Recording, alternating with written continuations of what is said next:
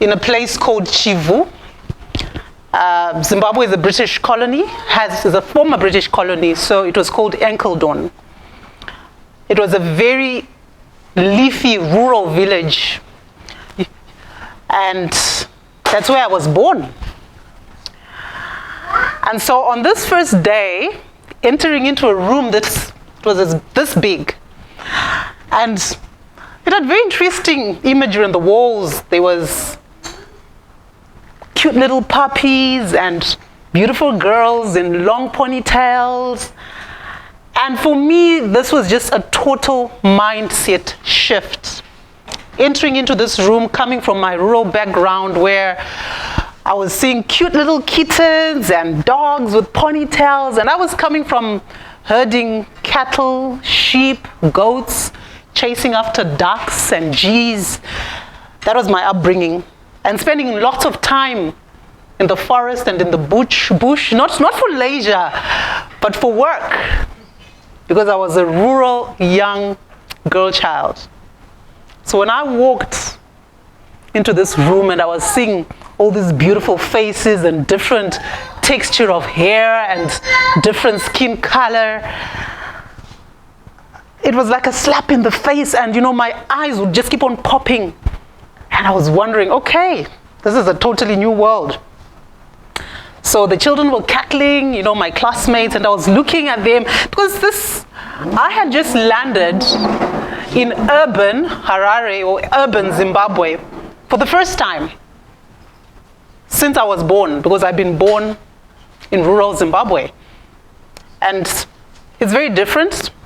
Now with rural urbanization, things are changing a little bit more. You can actually go to the rural village and actually find a very urban setting there.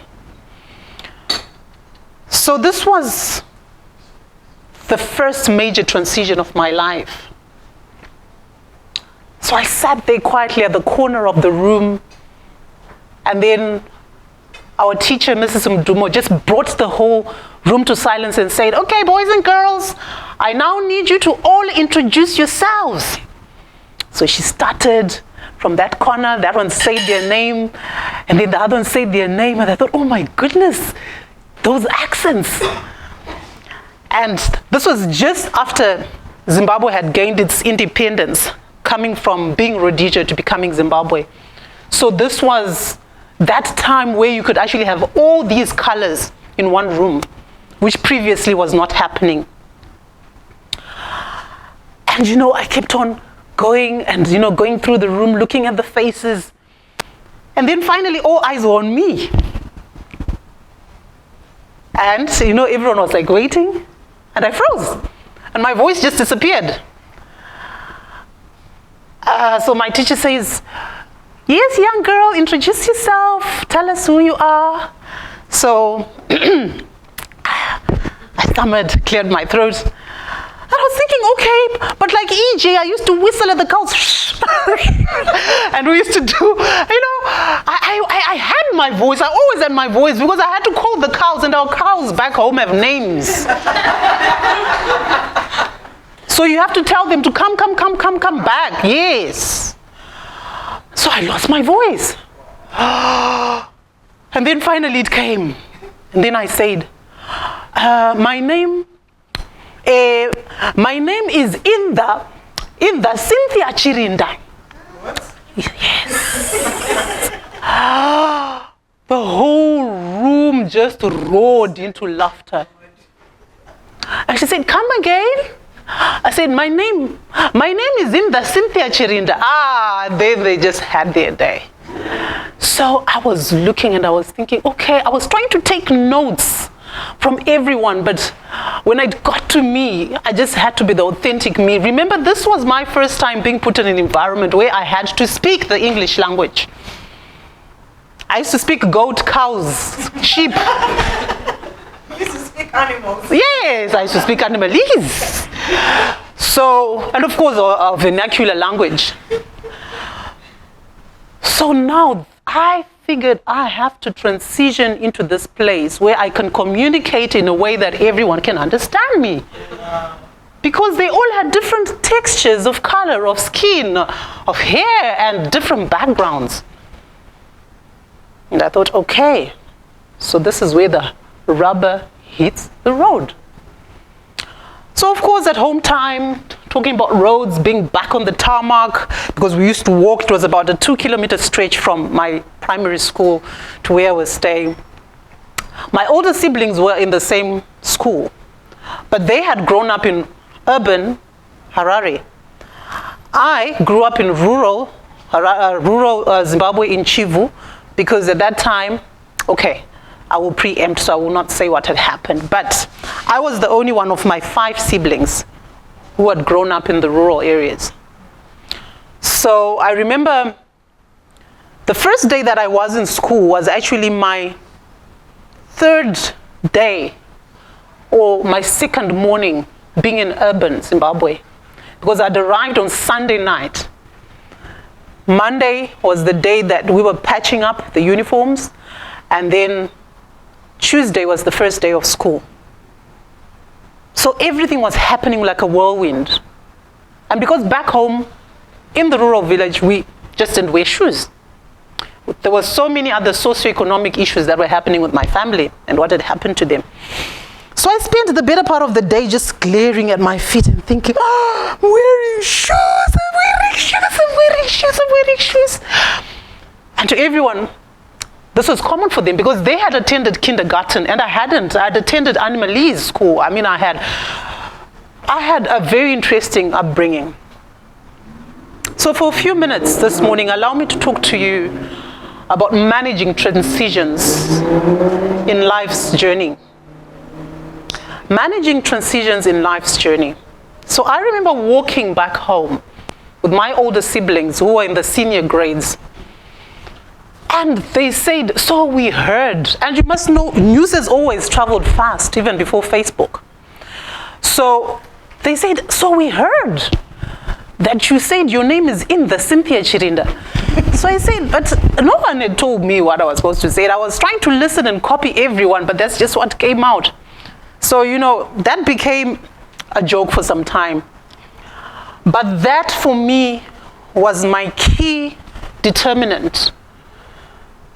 And I said, I refuse to be ignorant of the English language. So that moment of embarrassment for me was what pushed me. So my favorite place at school was the school library. This was on top of the school books that we got as part of the curriculum. I would still go to the school library. And in addition to that, we had our district library. So I stayed in a place called Waterfalls. So we had what we called Waterfalls District Library. I made a determination throughout my primary school years that I would erase anything that would give me ignorance when it came to communication. I felt I needed to know how to connect with everyone as a contemporary brand. Not that I despised where I was coming from, but I said, I don't think being a laughing stock is my portion in this life. So the motivation and the passion behind me being a communications strategist is because I realized that we were designed to be connected. In order for us to have the connectedness, we have to be able to express ourselves. We have to be able to strategically connect, which is why I'm getting energy. My podcast. We have to be strategic.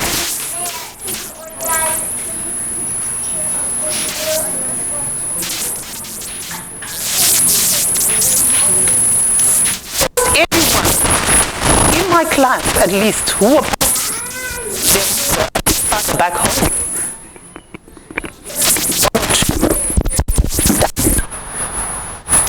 And there I was, and everyone would always, where's your mother?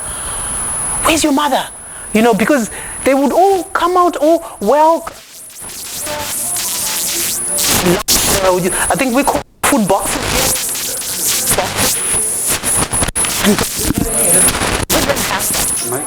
Our socioeconomic. Now I'll tell you, it's one thing when you are in an area where generally everyone is on the same economic level because no one sees we're all the same. But I was staying in a poshy place in an A, we call them the A-class schools, attending an A-class schools with a room of full faces, all different races and cultures, because now it was Zimbabwe and everyone could be in one room. 8 hours in that uniform, that was a second down, that already had patches. So at break time, when everyone else was playing around in the school fields and making fun, I was the main attraction, not because I was attractive, but because I had patches on my uniform. So they would chase me all around saying,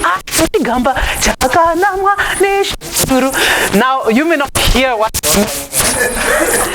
in my vernacular it means girl got a big patch on her dress and it's been all glued up and stitched up. So everyone else was busy playing, but I was their game.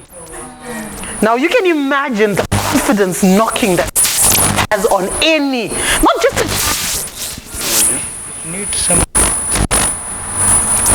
I didn't mention the rest of the stories because most of the stories. So these two, for example, will share with you about my upbringing. It talks about how my life was in rural Chivu. It talks about, I would read about, 2-year-old raped and molested by 6-year-old men. And you think, oh, that's so, why would someone do something like that?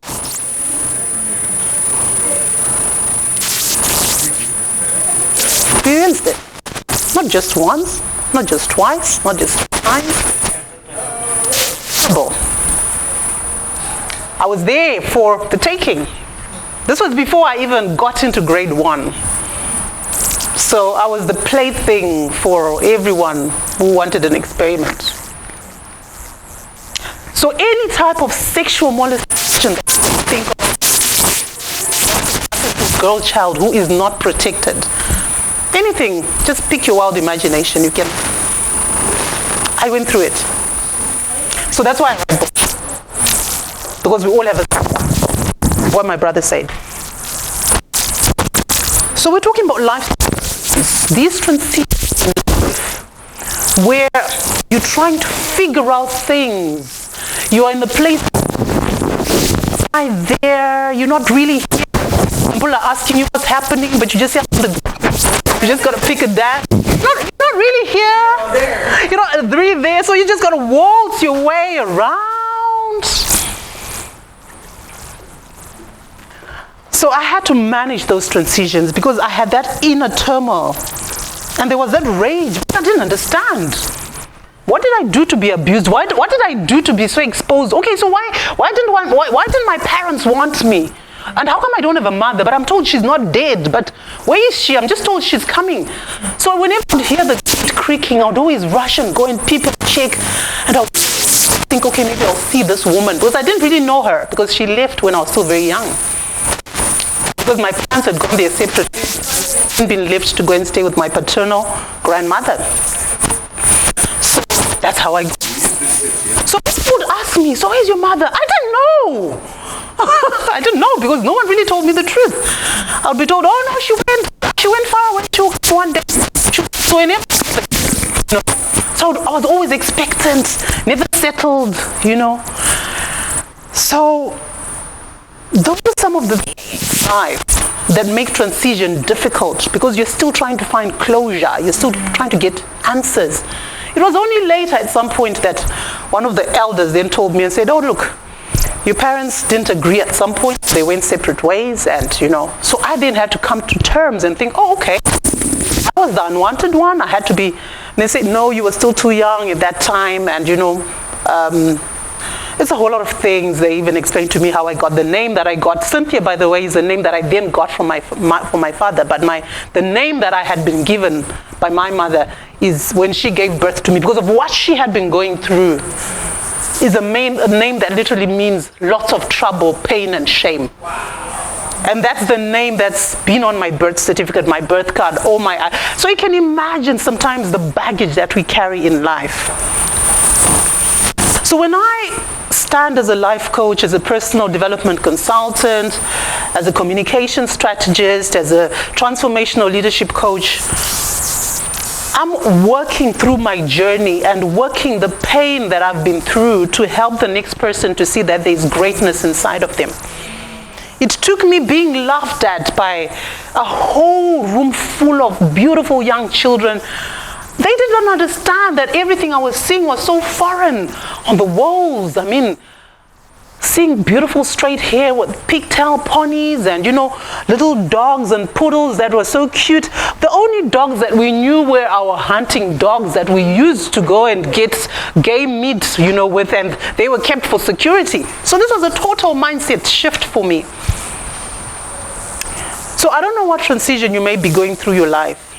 Because transitions are not like seasons that happen like summer, like autumn, like winter, like spring. Transitions don't always happen that way. Sometimes they do, because one day you're a single young lady, the next day you're married, the next day you're a parent. So sometimes they happen through conjugation based on who you've become conjugated to or what you've become conjugated with. But most times our transitions are caused by a trigger or a catalyst or a decision. And when those transitions are happening, they're not always comfortable. COVID came as one of those transitional catalysts and triggers, where so many people were so comfortable in what they were doing, and they found their self-definition in those things because that's who they were. So if you would ask them in a room to stand up and introduce themselves, they would do it so proudly because they introduce themselves based on their career path and what they do, their function and their role in life. But it's kind of like came and asked us the real questions about who we are at the core. I was so excited listening to Alice, and she was telling us about her story, her amazing job that she had, the career that she had, and how she then became a designer because of the transition. I don't think it announced itself. It just happened. And you find yourself in this place where things just happen. So what do you do when things just happen? That's what I'll wrap up with. But firstly, I want to say it's important for you to notice and identify that you're in a place of transition. Because I'm speaking to someone right now where you are finding yourself second guessing so many things. And you're wondering, but is this normal? I haven't always been like this. But sometimes we actually don't realize that we're in a place of transition. It could be transition from a career. It's not that you don't like your job. It's just that sometimes you realize you're not as passionate and as fiery about it as you used to be. And sometimes you just feel that you want to do your own thing. And sometimes you just feel that you want to apply yourself and empower other people. And you want that entrepreneur in you to be unleashed. So that by itself becomes a place of transition. But sometimes, depending on who is around us, it can be a very difficult place for us to define. Because if you're around your workmates, they'll keep on saying, hey, girl, switch out of it, man, switch out of it, dude, come and be present in the place. Be present in your job. But something within you is saying, no, I don't want this. So you've got to be able to identify, because sometimes there's an inner raging within you. That alone should be a signal to tell you that no, the status quo has changed. And sometimes our transition are caused by some serious situations, circumstances that happen in our life which are beyond our control. Sometimes we face a death that we were not expecting because we expected this person to be there forever. And they are younger than us. They can't die before us. Why? No, but they're too dear to us. So that forces another transition in your life. But sometimes, because people don't understand what you're going through, they're expecting your world to still remain the same. They're still expecting you to do things the same way. But you need to start by identifying that you're in a transition. So all of our lives, we all have our different stories and life journeys. So I then transitioned from that place of primary school, and I transitioned to high school. It wasn't a smooth transition in the sense that the school that I'd always wanted, those from Zimbabwe will know Goromonzi High School. That was like the school because it was the school for the brainy, the sharp, the clever, the intelligent. So I wanted that school because I wanted to be identified with being that intelligent person. But I missed it by 2 units.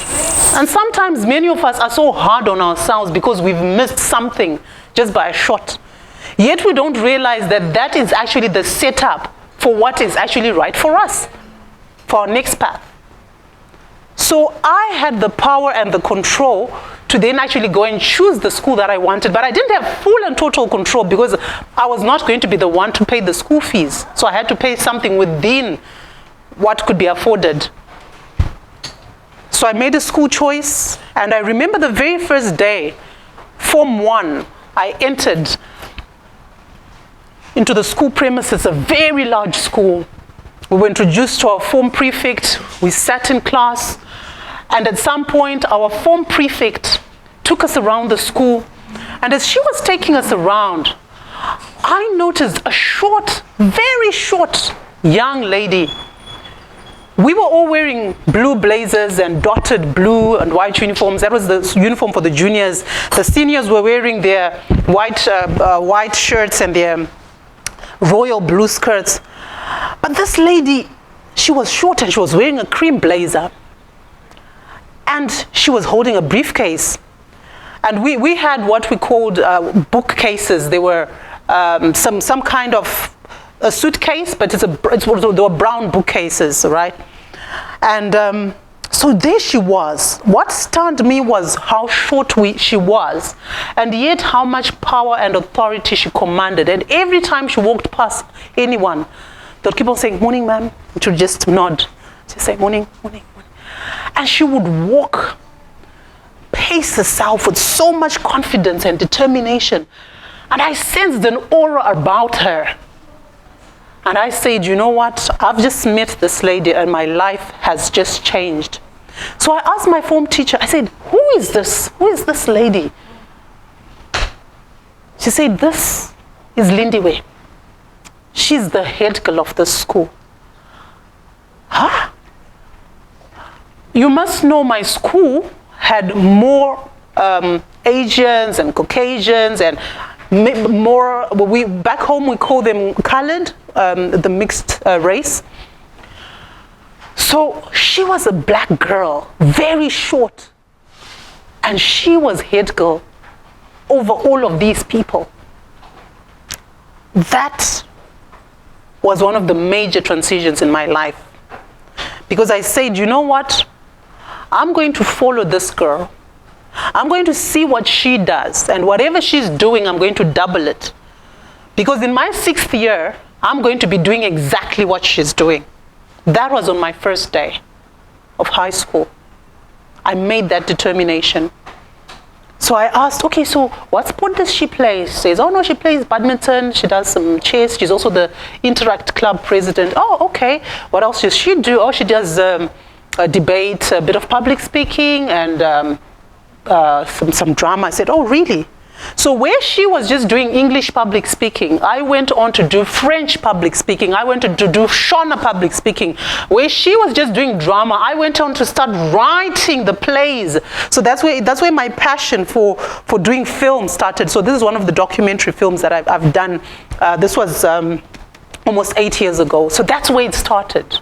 I'm talking about transitions in life. So where she was doing one sport, I went out.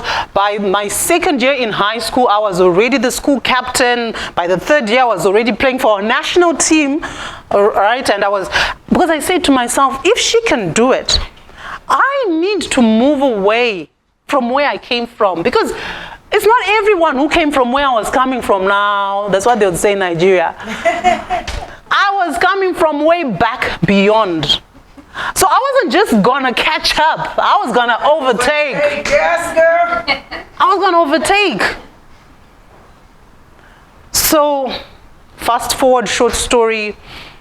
5 years later, in the end of my 5th year, when I was doing my A-levels, our headmistress, Mrs. Clark, she called me to the office, say, Cynthia, can you follow me up to the office? I followed upstairs, went, she set me down, says, I just want to let you know that the pupils, the current prefect's body, and all the admin have sat, and we have looked at all the nominations for school leadership, and you have been chosen as head girl of the school.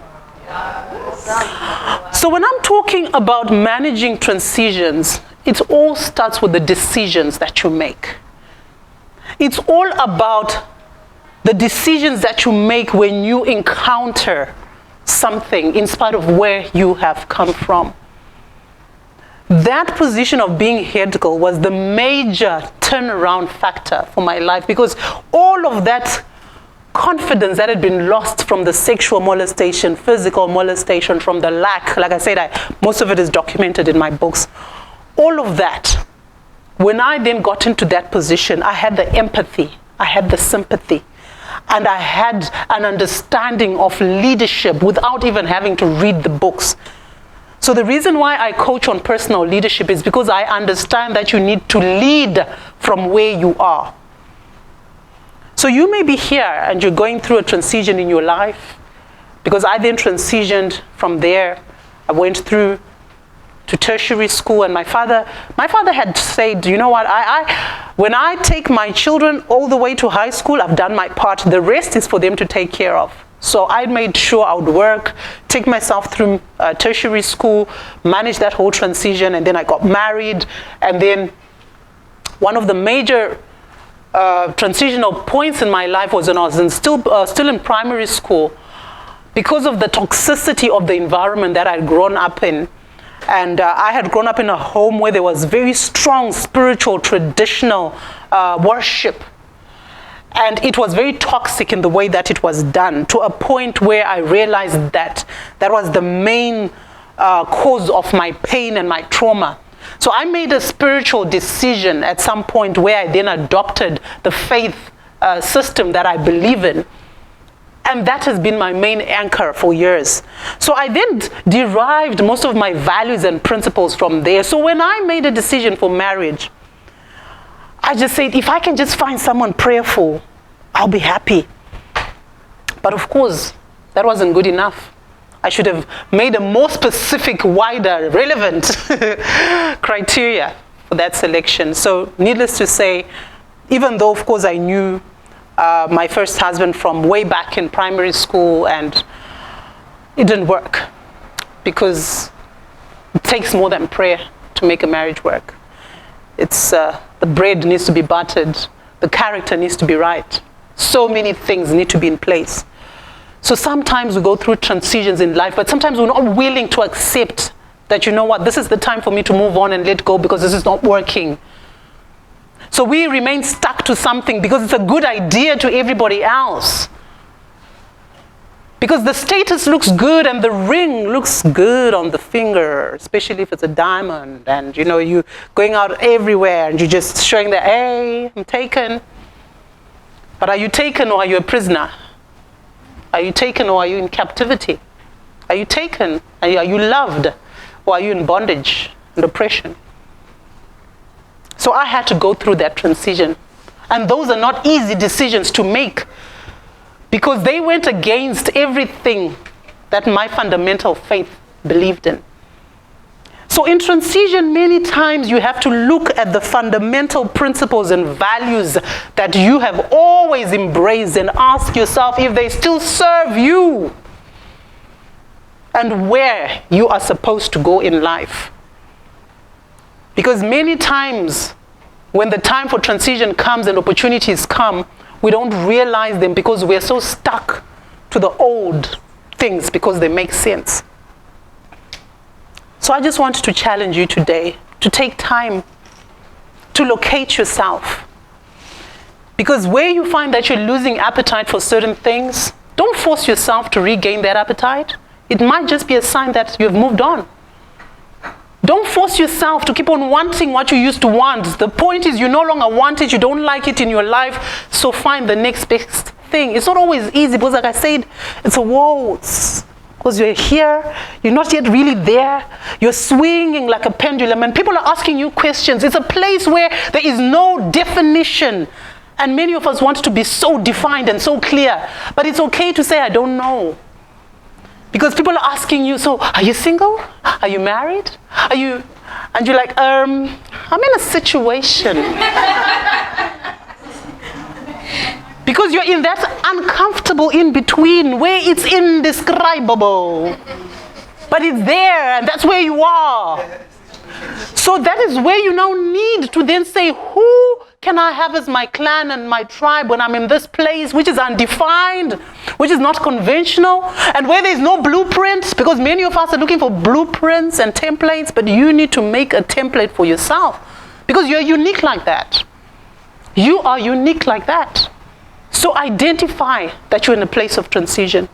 Sometimes for you to be able to transition smoothly and properly, it means you have to uproot yourself, even physically, from where you are. One of the main reasons that not forced me, but that facilitated me to locate myself here in the UAE is I realized that, you know what? I have reached my max in the location where I am.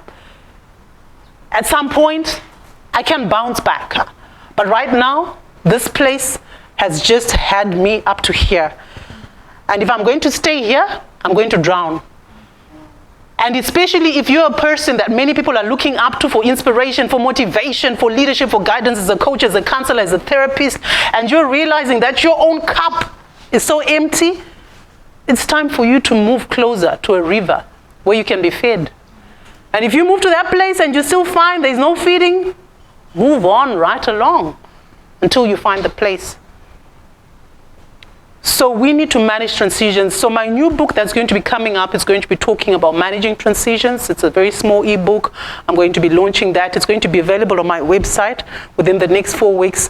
It talks about how you can actually manage transition. It gives a few strategies on managing.